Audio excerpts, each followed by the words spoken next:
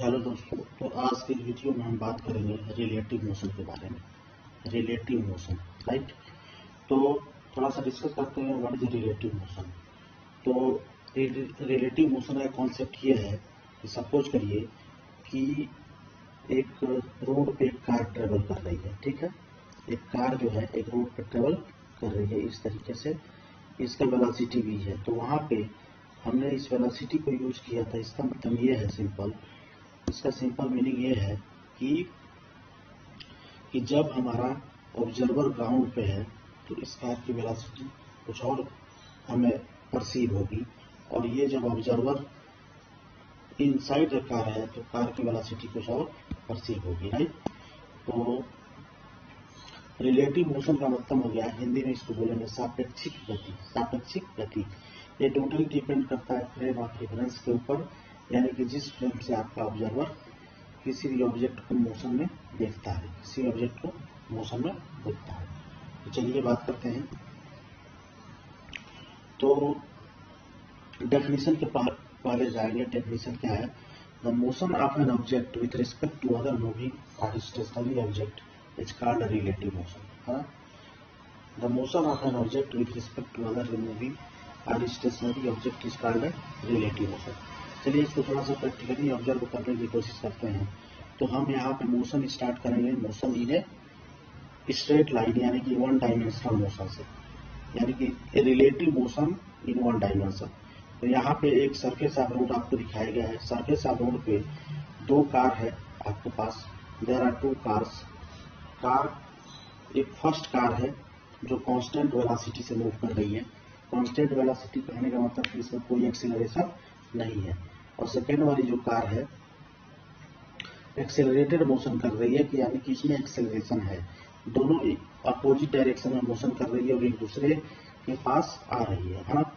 और एक यहाँ पे ऑब्जर्वर है जो कि कोई लेट्स से कोई मैन है जो कि इन दोनों कार के मोशन को ऑब्जर्व कर रहा है। और ये जो ऑब्जर्वर है वो अर्थ के रिस्पेक्ट में क्या है? खड़ा है, हाँ। तो यहाँ पे ऑब्जेक्ट कितना हुआ? 3 हुआ।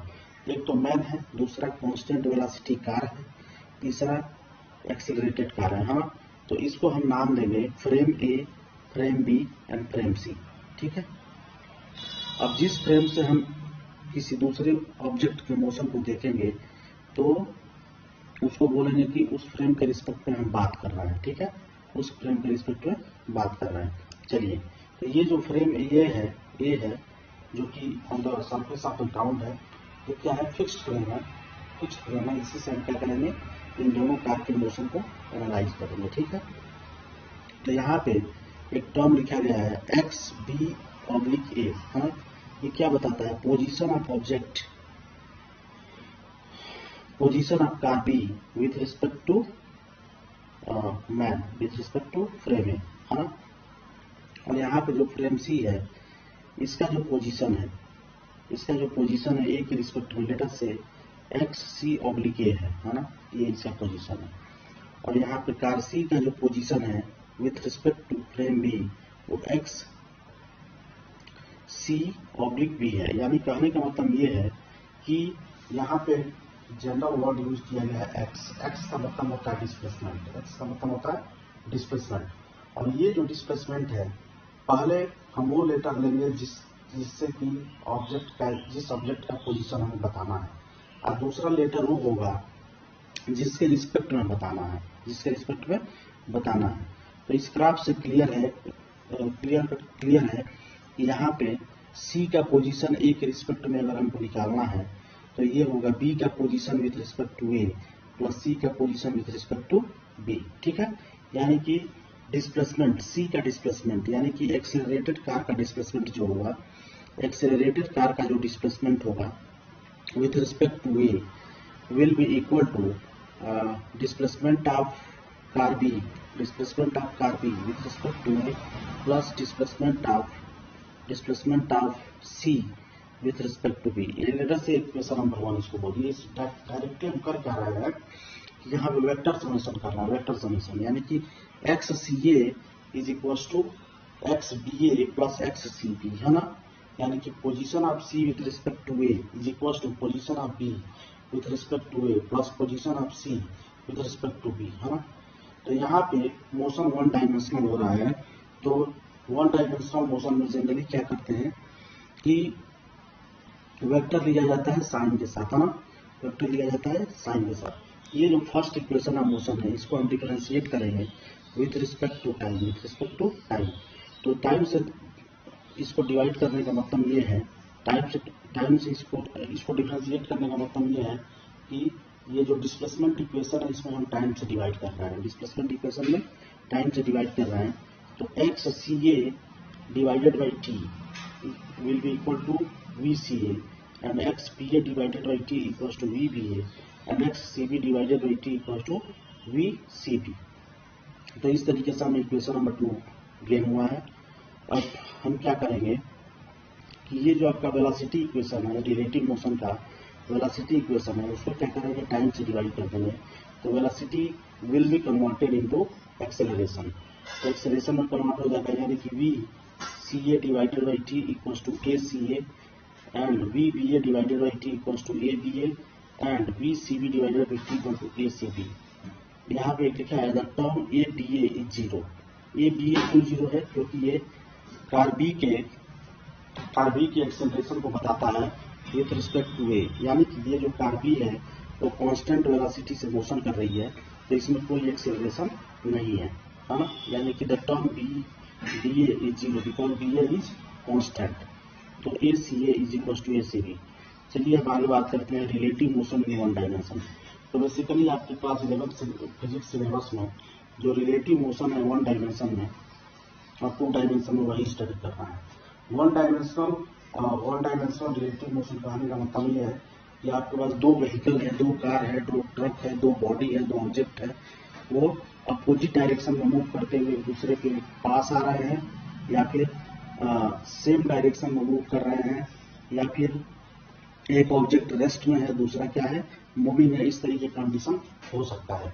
तो यहाँ पे एक बात करते हैं थोड़ा सा, relative velocity of A with respect to B, relative velocity of A with respect to B, V A B is equal to V A minus V B, V A B is equal to V A minus V B, ठीक है। तो relative velocity of A with respect to B, relative velocity of A with respect to b, VAB is equals to VA minus VB and VBA is equals to VB minus VA। तो relative velocity of A with respect to B, relative velocity of A with respect to B अगर आपको find out करना है तो इसका मतलब ये है कि VAB is equals to VA minus VB, relative velocity of B with respect to A, VBA is equals to VB minus VA। इसका प्रैक्टिकल सिग्निफिकेंस समझने की कोशिश करते हैं। अगर ए की वेलोसिटी को हमको निकालना है प्रैक्टिकली, रिलेटिव वेलोसिटी निकालना है ए का विथ रिस्पेक्ट टू बी, तो हमको क्या करना है कि बी को क्या कर देना है, स्टॉप कर देना है, यानी कि बी की वेलोसिटी को माइनस कर देना है, ठीक है। तो यहाँ पे क्लियर कट है, कार ए की वेलोसिटी वी ए है प्लस कार बी की वेलोसिटी वी बी है, तो रिलेटिव वेलोसिटी हो जाएगी V A B equal to V A minus V B and V B A equal to V B minus V A. चलिए थोड़ा सा case discuss करते हैं। केस नंबर फर्स्ट है ई velocity of car A is equal to velocity of car B. इसका मतलब time जैसे जैसे इंक्रीज होगा, लेट अस से 5, 10, 0, 5, 10, 15, 20, 25, तो जो आपका डिस्प्लेसमेंट होगा कार ए का लेट अस से 10, 15, 20, 25, 30, 35, और यहाँ पे जो कार बी का डिस्प्लेसमेंट होगा 25, 30, 35, 40, 45, 50, यानी कि एक सरफेस ऑफ रोड पे दो कार सेम वेलोसिटी से मोशन कर रहे हैं, तो उनके बीच में क्या होगा, एक सर्टेन डिस्प्लेसमेंट, सर्टेन डिस्टेंस हमेशा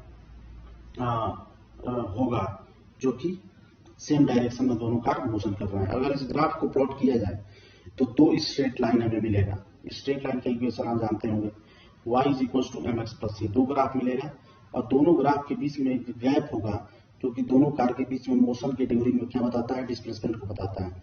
एक केस सेकंड को डिस्कस करते हैं, VA is less than BB, VA मतलब कि velocity of car A is less than velocity of car B, है ना, यानी कि जो फर्स्ट वाली कार है उसका वेलोसिटी कम है विथ रिस्पेक्ट टू सेकंड वाली कार। सब तो यहाँ पे कंडीशन क्या होगा कि दोनों कार कभी आपस में मीट नहीं करेंगे, दोनों कार आपस में मीट नहीं करेंगे और उनके बीच में डिस्टेंस क्या होता जाएगा, इंक्रीज करते जाएगा, उनके बीच में डिस्टेंस इंक्रीज करते जाएगा।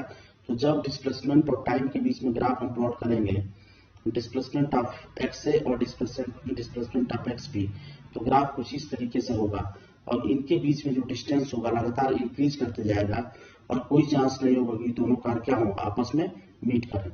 केस नंबर 3 की अगर बात करें तो velocity of A is greater than velocity of B, यानी कि कार ए जो कि आपकी फर्स्ट कार है, इसकी जो वेलोसिटी है कार बी से क्या है, ज्यादा है।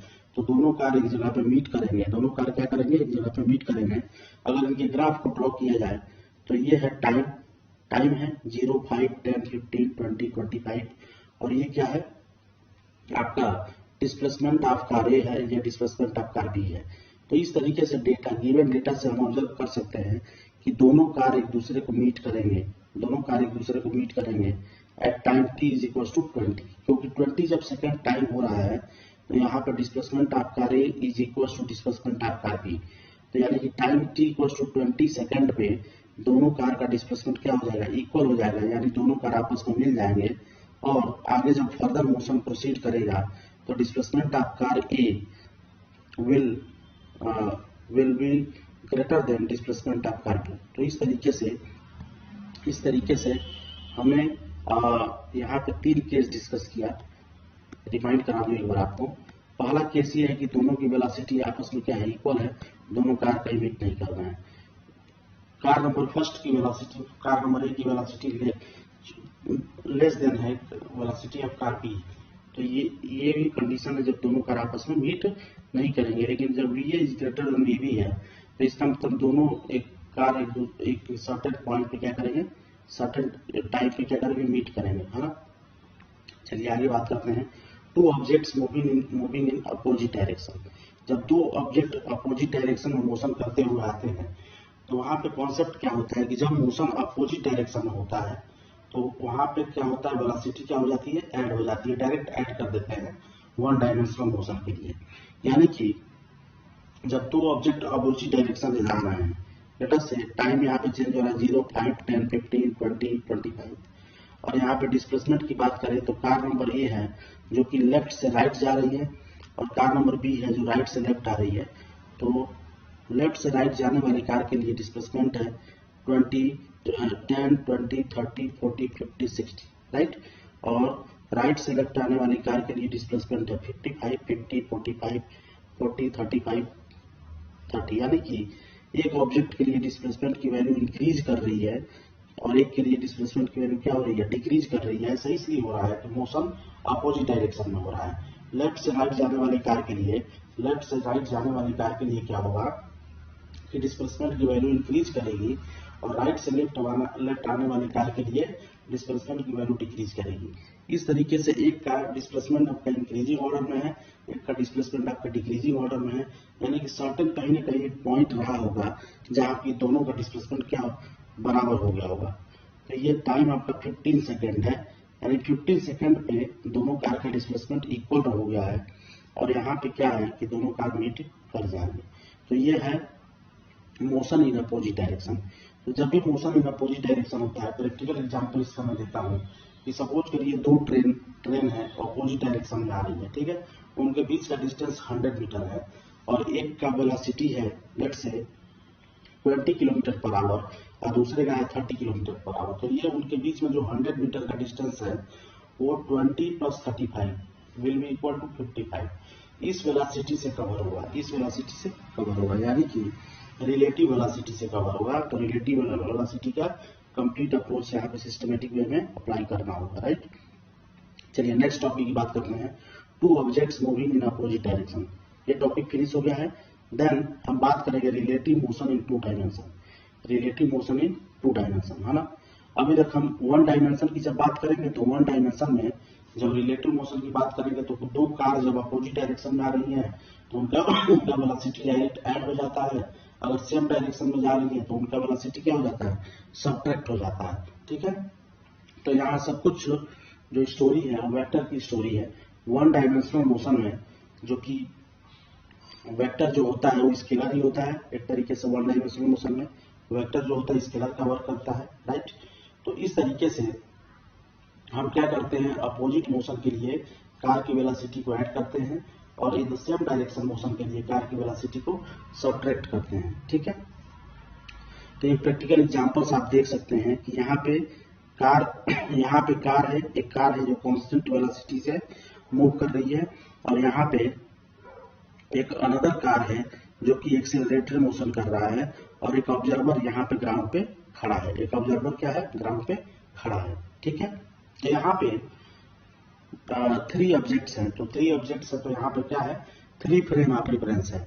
यानी कि जिस फ्रेम से हम, जैसे मान लीजिए कि फ्रेम ए क्या है, मैन है, इसके रिस्पेक्ट में हम दोनों कार के मोशन को एनालाइज करेंगे। ठीक है, वैसे ही फ्रेम बी है, इसके रिस्पेक्ट में दोनों मतलब मैन के और कार सी के मोशन को एनालाइज करेंगे। तो इस तरीके से यहाँ पे 3 फ्रेम ऑफ रेफरेंस सेटअप हो गया। ठीक है, तो चलिए हम बात करेंगे कि यहाँ पे कुछ टर्मिनोलॉजी यूज किया गया है। से ये जो रेड कलर में आपको एरो दिख रहा होगा, ये क्या है, displacement of car C with respect to A, displacement of car C with respect to A, right. और यहाँ पे ब्लू लाइन में आपको वेक्टर शो किया गया है, ये है displacement of car B with respect to A, और यहाँ पे ग्रीन कलर में आपको शो किया गया है displacement of C with respect to B. तो एक तरीके से यहाँ पे वेक्टर ट्रायंगल बन गया है ना।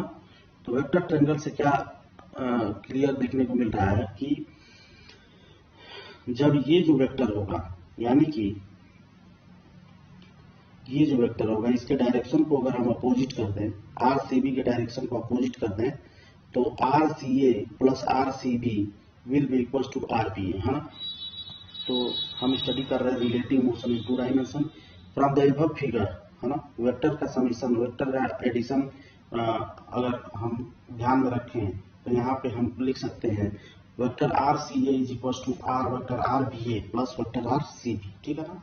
Differentiate equation number first with respect to time, we get, हमको क्या करना है, इस इक्वेशन को टाइम के साथ डिवाइड कर देना है। तो velocity of C with respect to A will be equal to velocity of B with respect to A plus velocity of C with respect to B, है ना। फिर इक्वेशन नंबर सेकंड को हम डिफरेंशिएट कर देंगे, इक्वेशन नंबर सेकंड को differentiate कर देंगे तो हमें एक्सेलरेशन इक्वेशन मिल जाएगा रिलेटिव मोशन के लिए, यानी कि acceleration of C with respect to A equals to acceleration of B with respect to A plus acceleration of C with respect to B. The term A B A is 0, क्योंकि जो आपकी car number B है वो accelerated motion कर ही नहीं रही है, because vector B V A is constant, है ना। बी वी ए अगर कांस्टेंट है तो उसका एक्सेलरेशन क्या हो जाएगा, कांस्टेंट हो जाएगा। तो यहाँ पे सिंपल वैल्यू अगर आप पुट कर देंगे तो acceleration C A equal to acceleration C B. तो इस तरीके से आगे फर्दर प्रोसीड करते हैं और हम बात करेंगे रिलेटिव मोशन इन 2 डायमेंशन की, रिलेटिव मोशन इन 2 डायमेंशन की। तो आप जैसे कि डायग्राम आपको दिखाया गया है, डायग्राम में ये क्लियर है कि जो आपका 2 कार इस तरीके से मोशन कर रही है कि उनका डायरेक्शन क्या है, 2 डायमेंशन में है, यानी कि उनका एक्स और वाई दोनों कोऑर्डिनेट चेंज हो रहा है, तो जब भी हम वेलोसिटी वेक्टर को लिखेंगे तो आई और जे के टर्म्स में लिखेंगे, आई और जे के टर्म्स में लिखेंगे, क्योंकि 2D मोशन है। Let's say velocity of car A is V A vector and velocity of car B is V B vector. इसको क्या करते हैं हम यहाँ पे ग्राफ पेपर पे शो करने की, वेक्टर डायग्राम में शो करने की कोशिश करते हैं। तो ये आपका वी ए वेक्टर है, ठीक है। और करना क्या है, अगर आप निकालना चाहते हैं बी के रिस्पेक्ट में ए का रिलेटिव वेलोसिटी, तो करना क्या है, ए को क्या कर देंगे, स्टॉप कर देंगे, यानी कि इसके वेलोसिटी के डायरेक्शन को अपोजिट कर देंगे, यानी कि माइनस वेक्टर वी बी। तो यहाँ पे इन दोनों वेक्टर्स को अगर ऐड करें तो हमको मिल जाएगा relative velocity of A with respect to B. यानी कि सिंपल आपको कॉन्सेप्ट याद रखना है, vector V A B equals to vector V A minus V B, है ना। और यहाँ पे velocity with respect of object car B with respect to A is equals to velocity of B minus velocity of A, ठीक है। तो इस तरीके से आज के क्लास में हमने डिस्कस किया कि how to analyse relative motion, तो रिलेटिव मोशन जो 1 डायमेंशन में भी हो सकता है, 2 डायमेंशन में भी हो सकता है। 1 डायमेंशन कहने का मतलब कि आपके पास 3 कोऑर्डिनेट सिस्टम है, एक्स वाई और जेड। जब ओनली वन कोऑर्डिनेट आपका चेंज होता है तो वन डायमेंशनल मोशन होता है। और वन डायमेंशनल मोशन को क्या करते हैं, वेलोसिटी को डायरेक्ट एडअप कर सकते हैं और डायरेक्ट सब्ट्रैक्ट कर सकते हैं अकॉर्डिंग टू सेंस, है ना। अगर दोनों कार सेम डायरेक्शन में जा रहे हैं तो उनका जो वेलोसिटी होगा माइनस होगा, और दोनों कार अगर अपोजिट डायरेक्शन में आ रहे हैं तो उनका वेलोसिटी प्लस हो जाएगा। ठीक है, इस तरीके से रिलेटिव मोशन का हम क्या करेंगे, एनालिसिस करेंगे वन डायमेंशन में। अगर टू डायमेंशन में रिलेटिव मोशन की बात करें, तो यहाँ पे एक्स और वाई दोनों कोऑर्डिनेट चेंज हो जाएगा। यानी कि जो आपका डिस्प्लेसमेंट वेक्टर होगा, जो वेलोसिटी वेक्टर होगा, जो एक्सीलरेशन वेक्टर होगा, उसमें कोई भी दो कोऑर्डिनेट आपका इंक्लूड होगा। या तो एक्स वाई हो सकता है, तो वाई जेड हो सकता है, तो जेड एस होता है। अगर यूनिट वेक्टर की बात करें तो आई जे के में से कोई दो इंक्लूड होगा। ये टू डायमेंशनल मोशन बन जाता है। और टू डायमेंशनल मोशन में क्या होगा, वेक्टर एडिशन का पूरा कॉन्सेप्ट फॉलो करेगा। वेक्टर एडिशन का पूरा से पूरा कॉन्सेप्ट फॉलो करेगा। चलिए एक थोड़ा सा प्रैक्टिकल एग्जांपल आपको मैं देता हूं कि सपोज करिए ये ग्राउंड का सरफेस है, this is the surface of the ground, है ना, सरफेस ऑफ द ग्राउंड। और यहाँ पे बारिश हो रही है, ठीक है, ऐसी इस तरीके से। और एक मैन है जो कि छाता लिए हुए इस डायरेक्शन में लेट्स से वीएम वेलोसिटी से जा रहा है, ठीक है। और रेन का वेलोसिटी है वीआर, ठीक है। तो प्रैक्टिकल फिर ये है कि इसको अपने अम्ब्रेला को टिल्टेड करने की जरूरत पड़ेगी to protect from the rainfall. ऐसा क्यों होता है कि यहाँ पे वेलोसिटी वीएम इस डायरेक्शन में है ना, और यहाँ पे वेलोसिटी ऑफ रेन इस डायरेक्शन में है। तो इन दोनों का जो रिजल्टेंट आएगा इस डायरेक्शन में आएगा, ठीक है। तो अम्ब्रेला का जो पोजीशन होगा इस डायरेक्शन में ऐसे सेटअप किया जाएगा, ठीक है। तो इस तरीके से ये प्रैक्टिकल एग्जांपल हो गया जिसको बोलते हैं umbrella problem in relative motion. इसी तरीके से काफी फेमस प्रॉब्लम है जो हमेशा कॉम्पिटिटिव एग्जाम में आपसे पूछा जाता है, जिसको बोलते हैं रिवर बोट प्रॉब्लम या फिर रिवर स्विमर प्रॉब्लम, है ना। तो जैसे मान लीजिए कि कोई आपके पास कोई रिवर है जो कि किसी पर्टिकुलर डायरेक्शन लेटर से वेस्ट टू ईस्ट में ट्रेवल कर रही है। तो अगर स्विमर को रिवर को क्रॉस करना है, तो मिनिमम टाइम में क्रॉस करने के लिए क्या करना पड़ेगा, परपेंडिकुलर स्विमिंग करनी पड़ेगी। अगर स्विमर चाहता है कि वो कम से कम डिस्टेंस ट्रेवल करे तो उसको इंक्लाइंड मोशन करना होगा। लाइक इस तरीके से इसको दे सकते हैं प्रैक्टिकल फील्ड कि लेट्स से ये रिवर है और रिवर इस डायरेक्शन में फ्लो कर रही है ना। अगर इस तरीके से, अगर यहाँ पे इस तरीके से अगर स्विमर मोशन करेगा तो फाइनली वो इस तरीके से यहाँ पे रीच करेगा दूसरे बैंक पे। यानी जब इस तरीके से स्विम करेगा तो ये इसमें थोड़ा सा ड्रिफ्ट आ जाएगा, ये शिफ्ट हो जाएगा, इतना शिफ्ट हो जाएगा, है ना। तो ये सारा कैलकुलेशन हम नेक्स्ट क्लास में डिस्कस करेंगे। दैट इज जो मोस्ट जनरल आपका काफी फेमस प्रॉब्लम है, that is umbrella problem and river problem, right. तो इस तरीके से फाइनल कंक्लूजन मेरा ये है कि वन डायमेंशनल मोशन में वेलोसिटी को डायरेक्ट एडअप या सब्सट्रैक्ट किया जा सकता है according to their sign. But जब मोशन टू डायमेंशन में होने लगे तो टू डायमेंशन में मोशन के लिए हम क्या करेंगे, वेक्टर एडिशन का कॉन्सेप्ट यूज करेंगे। यानी कि जैसा कि हम बेसिक वेक्टर में यूज करते हैं, vector R is equal to vector A plus vector B, और इस तरीके से नेट वेक्टर हम निकालेंगे, whether it is displacement, whether it is velocity, whether it is acceleration, है ना। यानी कि डिस्प्लेसमेंट, वेलोसिटी, एक्सेलरेशन तीनों के लिए क्या होगा, ये एप्लीकेबल होगा, ठीक है। चलिए लेक्चर को यहीं पे खत्म करते हैं। Thank you very much.